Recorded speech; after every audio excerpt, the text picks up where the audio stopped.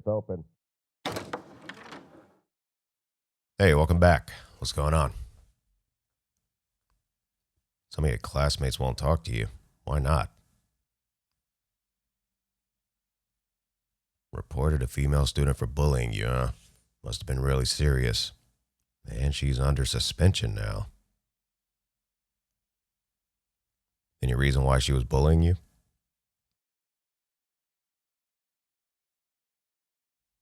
Yeah, I can understand that. Sounds like the students that won't talk to you anymore are just simping. Got an email here. Looks like it's from the school. And another one here, and it looks like it's from Richard Newman. Subject, the incident with my daughter. No, so that's her name, huh? Well, it looks like her father is involved as well. Let's see what they have to say. Here's the one from the school. To the parent or guardian, we received a report from a student of our institution who is an occupant of your residence that they have been suffering from multiple cases of misconduct by a female student on and off our campus. Upon investigation of this claim by interviewing several students and also reviewing months of surveillance footage, the results revealed this female student has engaged in the following actions toward the reporting party. Let's see, verbal harassment, sexual harassment, assault, battery via water and beverages, theft, and online harassment.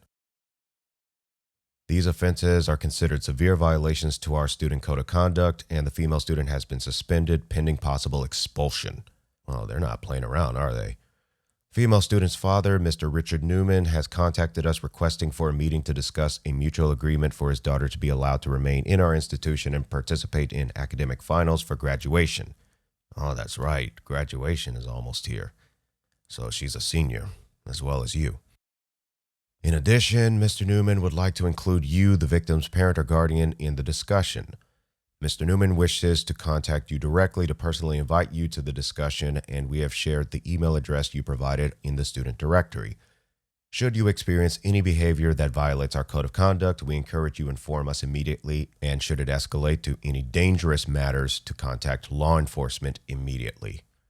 We have agreed to meet with Mr. Newman to hear him out. However, we have not made any guarantees his daughter will remain in our institution. We gladly welcome you to this discussion as well, and we have a preliminary date set. Please let us know if you are interested in attending. Sincerely, the school administration. All right, let's see what Mr. Newman has to say. Greetings. I have received your email address from the school directory, and I regret having to speak with you under these circumstances. According to the directory, you are the older brother of the student involved in a recent incident. I was informed that my daughter has committed several acts of misconduct against your younger brother, which has prompted him to file an official report with the school administration. Due to the severity of the reported misconduct, the school administration has my daughter under suspension until further notice, pending possible expulsion. Oh, man. Please allow me, first and foremost, to apologize for my daughter's misconduct. Please rest assured that I have taken disciplinary action and will continue to monitor her actions accordingly. I also wish to share with you the reason my daughter committed the misconduct toward your brother. My daughter is going through a few phases in her life as she ages, and there are some family issues we are resolving that have deeply impacted her. Furthermore, my daughter has informed me that she has a romantic interest in your brother, and she is not accustomed to expressing her interest in the correct manners. I plead with you to understand that this is her first experience with these scenarios, and she is very nervous about them. Also, please allow me to reiterate that I am not taking her side nor trying to excuse her actions. Her actions are inexcusable, and I raised her better than this. Considering her reactions to the current consequences, I believe my daughter has fully received the message and understands the end results, to which she is already showing improvement. Therefore, I wish to coordinate with you, your brother, and the school administration to propose a mutual agreement in exchange for this incident to remain off of her permanent record. Being that we are close to the academic finals period, and this is the last semester before graduation, if my daughter does not participate in the finals, she will have to repeat the senior year. In addition, with this report on her permanent record, I fear this would severely impede her chances of higher education, which could severely impact her future. I believe this would be devastating to her with a severe amount of embarrassment and other emotional trauma. Once again, I am not taking her side, and I am utilizing disciplinary action to ensure no further misconduct occurs. At the same time, I have a duty to help my daughter develop into a responsible human being and to secure a productive future. For this process, at this junction, I need your help, your brother's help, and help from the school administration. I sincerely appreciate you taking the time to read this message, and I would be honored to meet with you and the school administration to discuss what is possible. With warm regards, Richard Newman. Okay, first things first. For each of these offenses, what exactly did this girl say and do to you? Verbal harassment, called you a nerd, a geek, because you like anime. Okay, what's wrong with liking anime? And for the sexual harassment, said your tube is probably too long. Okay. Assault, kept bonking you in the head. What'd she bonk you in the head with? An inflatable baseball bat. Okay, while that is not necessarily harmful, that still is against the law. Any unwanted physical contact is against the law, regardless if it inflicts harm or not. See, battery via water and beverages. Wait a minute, what? She squirted you with water, but then at one point poured milk and Gatorade on you. This does not sound like somebody who has romantic interests in you. I've heard some teasing in that case, but never to this extreme. Right now, I'm seeing this as a cop-out, but I could be wrong. So for theft, she stole one of your hoodies. Did you get it back? Okay. Was it in the same condition as when it was stolen? Okay. And as far as online harassment, comments on your posts on social media, claiming that they're lame and no one should take them seriously. Yeah, I'm smelling some serious family issues. Has she done this to anyone else? No one has ever reported anything, and the students just sat back and watched when she did it to you. Well, with that detail just in itself, I'd say every student that viewed that and never reported anything, I'd say they should have some reprimand themselves. But it sounds like once the administration started digging, they eventually cracked. I'll bet they put some heavy consequences on the students in order to get the information that they did. How long has she been doing this? A couple of months. It started off very mild, but then it got worse over time, didn't it? Yeah, I figured as much. Yeah, I can understand your conclusion regarding the father's plea. There are some cases where parents do try to bail their children out of accountability.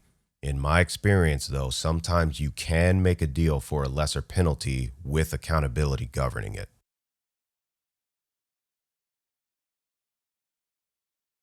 Brother, I truly understand your frustration.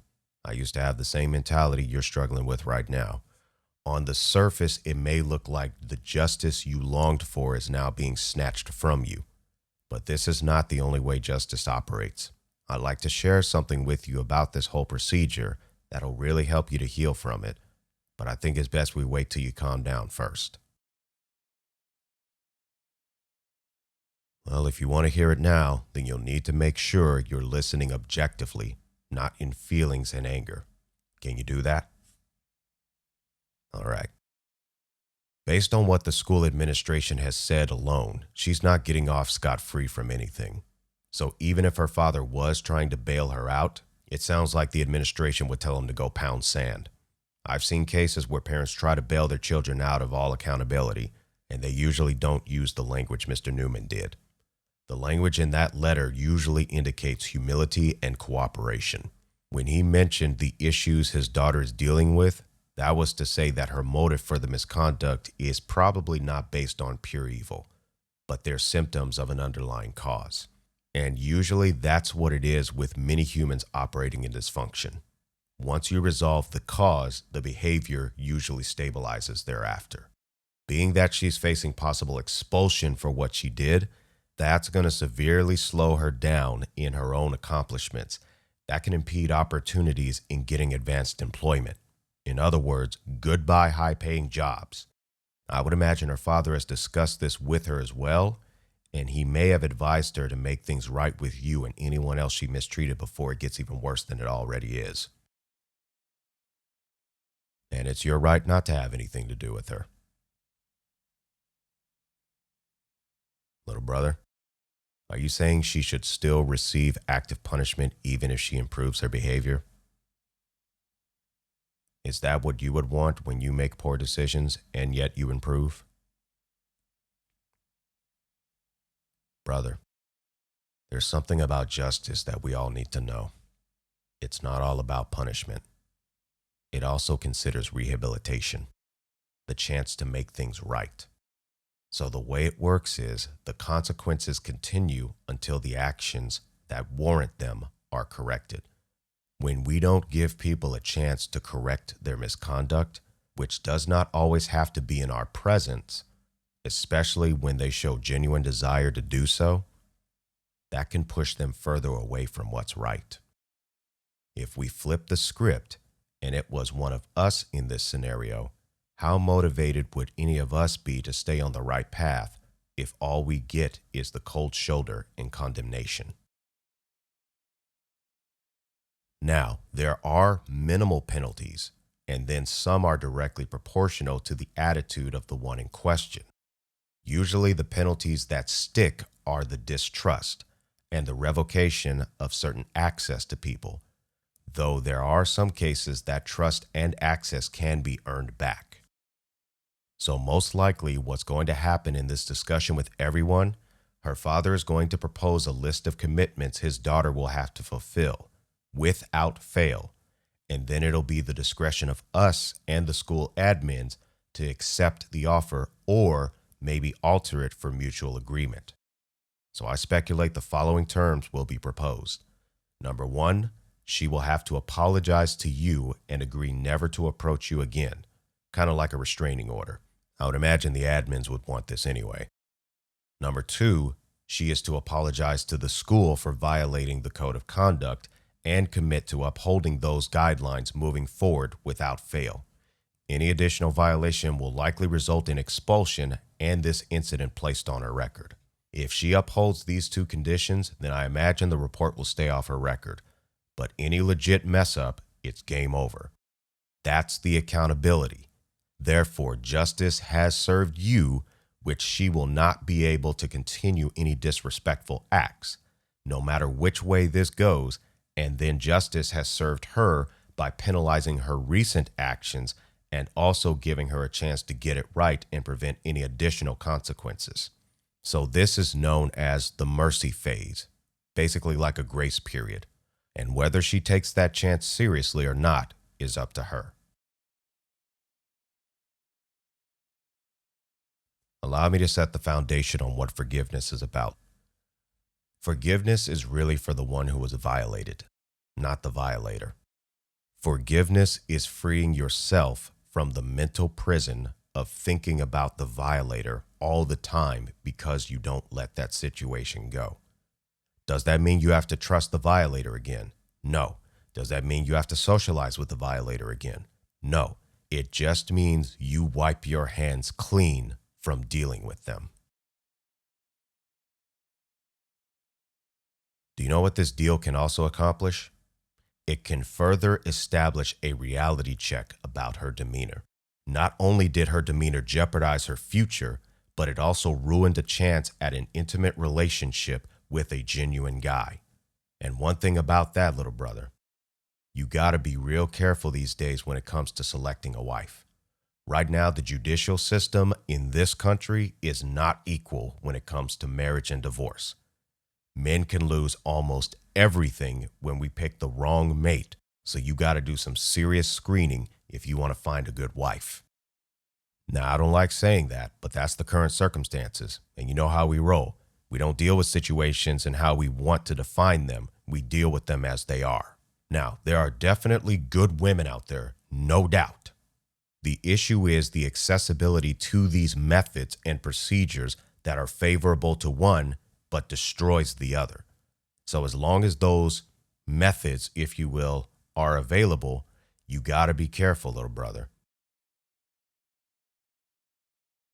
Yeah, that's the primary reason I'm not dating right now.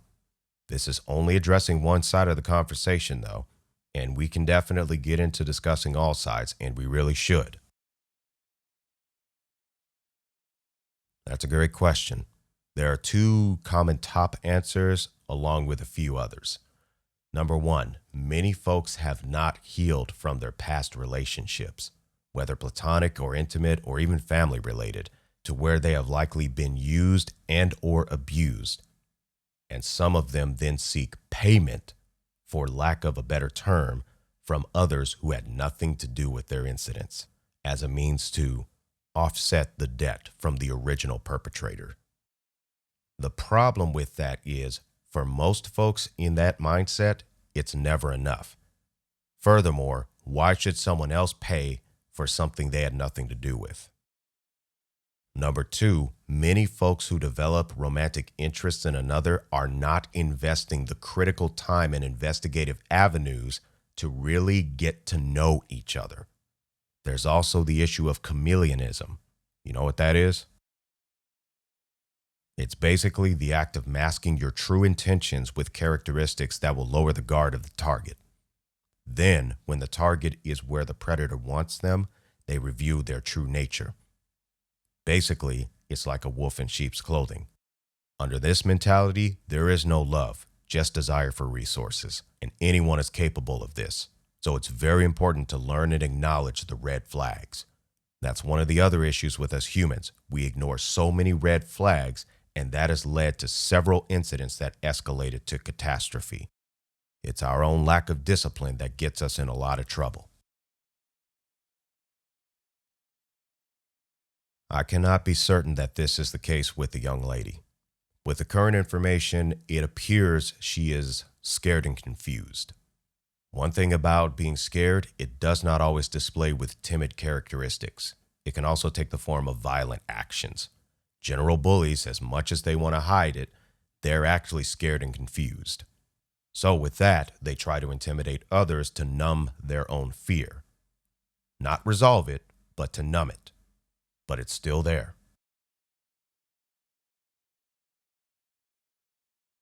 I hear you on that. And if she tries anything after graduation, we'll deal with it. Just remember that the rules are much different in adult years. Plus, considering her father's memo, I suspect that any additional misconduct she does will likely be followed by some serious consequences from him, which may include revoking her privilege to stay at his residence. We have his contact information, so it won't be difficult to keep him updated. I don't know if her father actually would kick her out, but usually men who do not play with making sure that peace in their household is secured, they will use whatever method is necessary to maintain that peace. It's the same thing you're doing right now with your own vessel. You're ridding yourself of the threats to your peace. So what do you think? Would you like to attend the meeting? Okay. Now understand this, though. You will be expected to speak with respect. We don't get to act in any kind of way just because we've been violated. We can express our frustrations, but not in the form of disrespect. Got it? And one thing about this situation, this is not going to be the last time you deal with something like this. There's plenty of folk out there in the world just like her, who are even more messed up and not healed. Some of them are fully grown adults of all ages, and I've seen a few of them. And some of them just refuse to heal. They've chosen dysfunction over peace. So this is some good practice on how to deal with these situations and the different levels of boundaries to apply. You understand? Yeah, I think this is the right choice as well, especially if those are the terms of the proposed agreement. And you know what? This is the difference between being right and being meaningful. Being meaningful does not always mean you got to slam the gavel for every single punishment. There's also honor in showing grace, particularly when the offending party shows genuine character that earns it. It's also consistent with the mentality of fighting to stop the threat. It's easy for us to get caught up in revenge when we're attacked. So overall, I am absolutely proud of you. Considering what you are trained in and really capable of doing, you have shown great self-control. Don't mention it, little buddy. Go on ahead and get settled in and relax. You've had quite the day. Hey there, folks. I want to give a big thank you for listening to this audio. If you've suffered from bullying, it is my utmost hope you are receiving the love and care you need to heal. There is no need to hold on to those situations, so be sure to forgive and move on, even if you might not end up on speaking terms with those individuals. But free yourself from that. And if you have been engaging in bullying, I sincerely encourage you to take an objective observation at yourself. Figure out what that underlying cause is and resolve it. Your fight is not with those people that you're targeting. It's within yourself. You also need to heal, and that cannot be done by making others an enemy. And if you happen to have trouble conversing with others about your romantic interest in them, the worst thing you can do is engage in disrespectful manners. Rejection is not the end, and finding a compatible, intimate partner is a very serious decision. We're talking about another human being here, so be sure to take this concept very seriously. Resolve whatever issues you may have first. Thanks again for listening, and I wish you all the utmost of peace.